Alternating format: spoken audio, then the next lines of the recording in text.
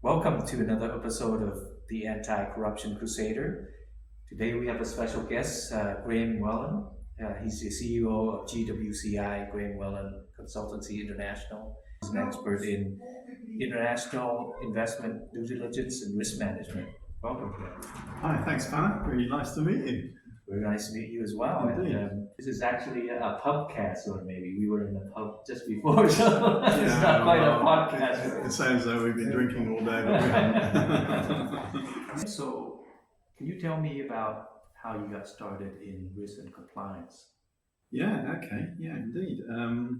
So I worked most of my life, actually, I started life as a scientist, believe it or not, and then I moved into the water industry where I'd been for many years working in the UK.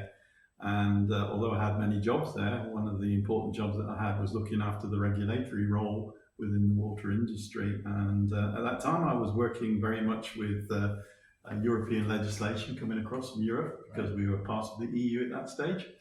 And from that, then I was interpreting laws and regulations as they came into the UK and what that meant for the companies I was working for. And I was advising them then on what they needed to do to remain compliant, essentially. And I did that work for them. And I was sort of doing a gap analysis, I guess, as a consultant almost in many ways, although I was employed full time with them, looking at these sort of issues that they may have, identifying where the risks they had for their company were, and pointing that out to them. I did a piece of work, and you can imagine the pieces of legislation that govern a water industry, that it's huge. I think we had to look at over 800 pieces of legislation, believe it or not, when I did the exercise that I did. And what that showed me was, in fact, that there were quite a few gaps in the industry I was working in. So I advised the board at that particular time what they needed to do about it. And you got to say a typical response, unfortunately, that you do very often from companies. There was, this is great, we know what the risks are, but hey, this is a bit expensive to actually put right, isn't it? Well, you know what the risks are, you have a choice. And that's what businesses need to do, understand the risks and the choice. And that's what got me into this, because they didn't do anything at all at that particular stage with that. And as a result of that, a year and a bit later, they got fined for that, unfortunately. Oh, wow. And it was a quite substantial fine of about £20 million. Oh, wow. And still they didn't do anything about it. Unfortunately, then after that followed another fine of about £8 million, and they were saying, "Oh well, maybe this work that you did was important after all." So it got me thinking at that stage, what could I do for other industries as well to actually help them? And I was particularly focused on SME-sized business or medium-sized businesses, although my business since then has done all ranges of businesses. Looking at them, helping them, particularly when they wanted to trade overseas and the risks that brought, and giving more transparency to them to understand who they were partnering with, where they were going with any work that they were looking to source overseas, essentially. So since then, I set up my own business, GWCI, as you just heard from Panna, and that's what we do. We help companies in the UK, now looking all over the world, trying to help them on that journey to be a successful partner, looking to mergers, acquisitions, takeovers, a whole range of things. So it's been an interesting journey, and I've been doing that now for nearly 8 years. Wow, that's quite impressive. Now, well, speaking of big companies, I always imagine that they, before they make a big investment, $1 billion or hundreds of millions of dollars, you would think that they would spend a lot of time, performing due diligence, risk assessment. Yeah. But then you see companies that are now getting fined in the billions, right? In fact, if you talk about the Ericsson corruption case, Airbus, and GlaxoSmithKline in China, and more recently John Deere in the US. Yeah. So what do you think? What went wrong with these companies? That's a good question. I think that really there was a common factor in all of those, really, is that basically there's an assumption somewhat that they don't need to do perhaps the due diligence that they need to do. There's an assumption that they're working in countries where they're not going to get caught out sometimes, unfortunately and sadly. And it's the culture that they create as a result of that that actually causes these issues. And every one of those, I think, was ultimately down to,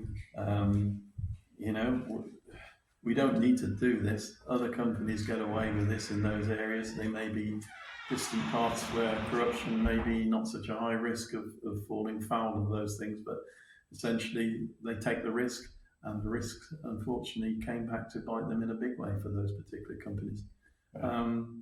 They're big companies as well, and unfortunately the big companies sometimes take the assumption, okay, we may get fined, but what does that mean? And they move on from that. That got me interested in what I was doing as well, which was the reputational damage that then falls out of that. And I think that's immeasurable. If you actually could calculate the reputational damage that's occurred to these companies that you mentioned, then I think then there's some really serious side effects of that, which perhaps they only look short term at these things, but often it's a long term thing. I mentioned before my time in the water industry. That reputational damage that I saw at that time was 15 years ago, right? But they're still suffering from that now. So where does this stop and where does it end? People take those risks at the end of the day, and that's the choices that they make. Oh, that's quite fascinating. So walk me through how this works. So let's say I'm a company that is looking to invest in a high-risk country, and I call GWCI and say, Graham, can you do this for us? What would be the due diligence process, and how does it work?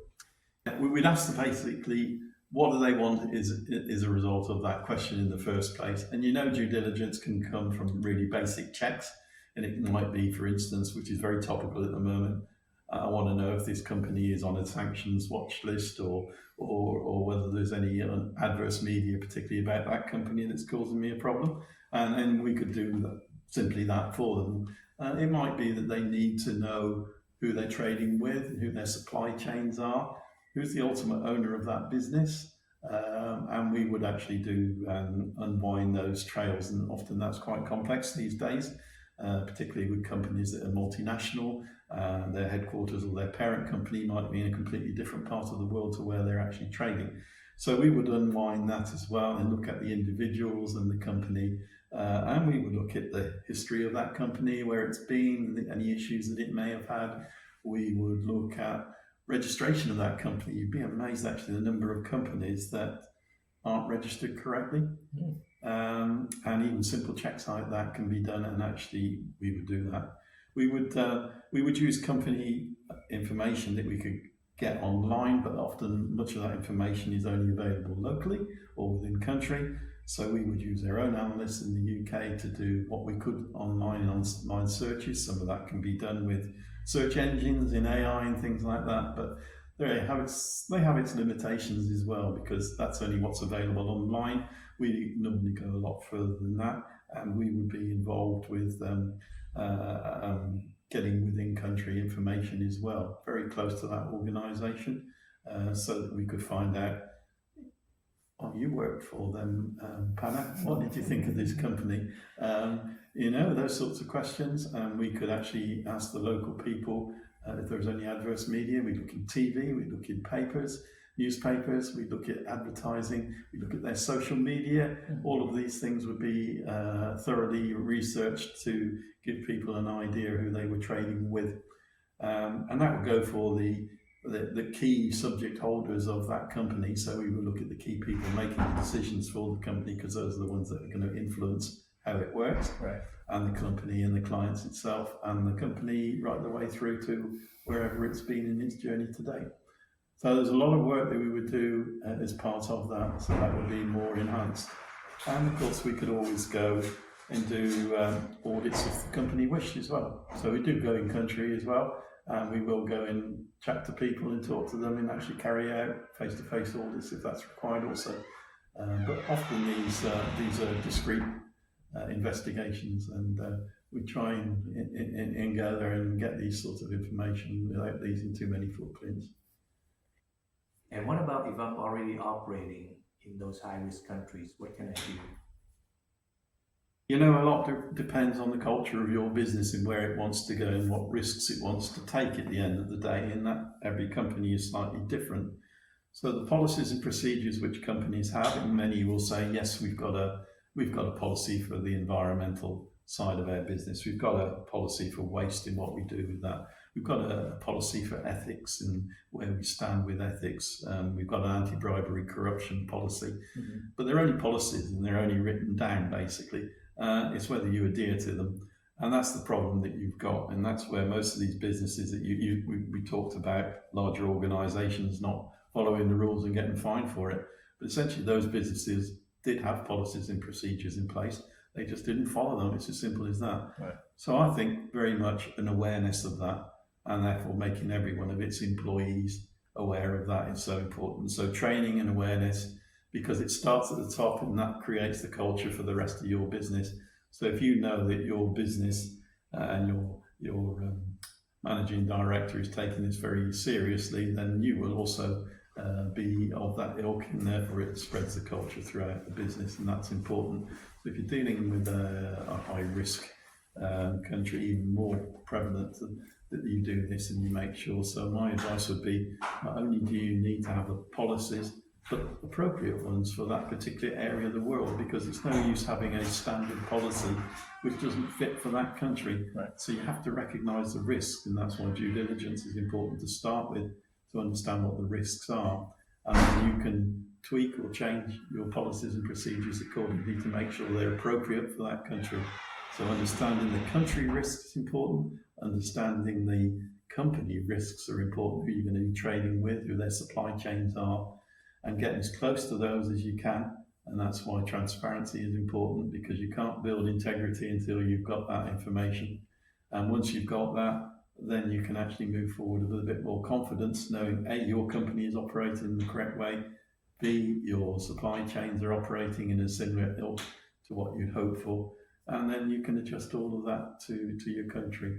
So a compliance framework to sit all of that in, which is very robust, would be the best way that you can do that in my mind. Wow, that's quite fascinating. Can you share some stories, like what actually happened when you performed these due diligence? What did you find that was quite intriguing in those countries? Probably one of the most challenging ones I had was in Venezuela. Well, Venezuela in itself is quite a challenging country to operate in, but this particular company we were asked to look at, they set up a business to actually, in effect, front the business. And the client that we were working with had asked us to look at this company. And when we looked at it, and it came out squeaky clean, and it looked really good. It got all the policies, the procedures, they seemed to be aware of everything that was required. But then we looked a little bit deeper than that and looked at the parent company that actually owned that business. And sadly, we identified all sorts of terrorist activities. Actually, backhanders being going back to the Venezuelan government. All sorts of fairly nasty things going on, actually, in the background. But this was all with the parent company.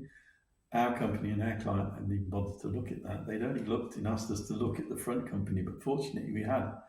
That resulted in them deciding not to go ahead with that company as a partner. And how did you find out about these sort of grey... Yeah. So essentially, following the techniques that we developed, and we used in-country people to actually go and look and find and dig for those sorts of things.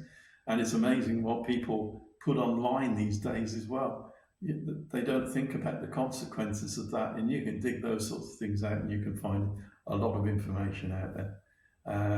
And that's what we did, and that's what we found. Okay. So that was one classic example of that. I mean, another one, really, we always take a photograph when we go of the building itself where these people are operating from. And believe me, that paints quite a few words itself. When we're going to Nigeria, and the company itself was an IT company, and on their website they claimed that they were the largest IT company in Nigeria.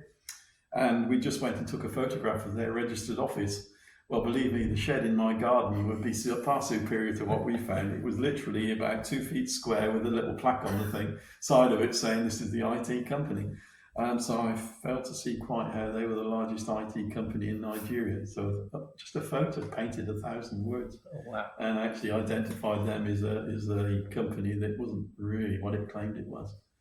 I'll give you another one. Saudi Arabia was another classic example where this company was saying it got 16 outlets for their business all over Saudi, which is quite important to my client because they wanted to spread their goods and their selling capability around the whole of Saudi. It turned out just a simple check on Google Earth actually showed us that those points didn't even exist. They would just point to the desert. And, this company actually was nowhere near what it claimed it was.